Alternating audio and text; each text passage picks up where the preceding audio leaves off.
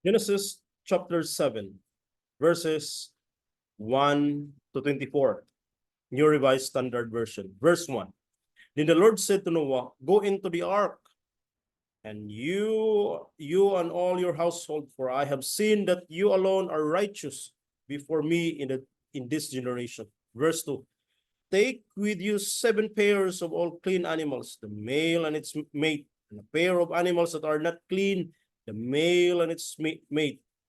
Verse 7, the seven and 7 pairs of the birds of the air, also male and female, to keep their kind alive on the face of all the earth.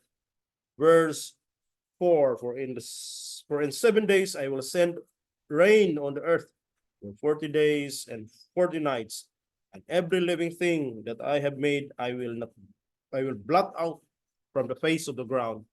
Verse 5, and Noah did all that the Lord had commanded him. Verse 6, Noah was 600 years old when the flood of waters came on the earth. Verse 7, and Noah with his sons and his wife and his sons' wives went into the ark to escape the water of the flood. Verse 8, of all clean animals and of the animals that are not clean, and of birds and of everything that creeps on the ground, 2 and 2, male and female, went into the ark with Noah as God had commanded Noah. Verse 10, after 7 days, the waters of the flood came on the earth. And verse 11, in the 600th year of Noah's life, in the 2nd month, on the 17th day of the month, on that day, all the fountains of the great deep burst forth, and the windows of the heavens were opened.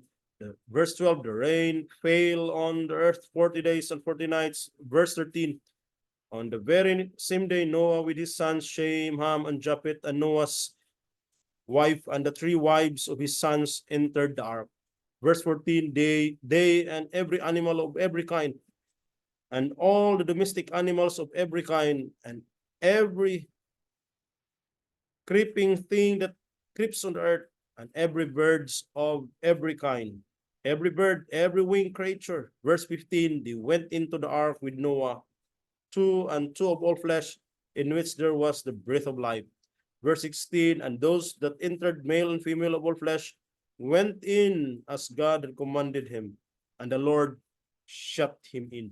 Verse 17, the flood continued 40 days on the earth, and the waters increased and bore up the ark, and it rose high above the earth.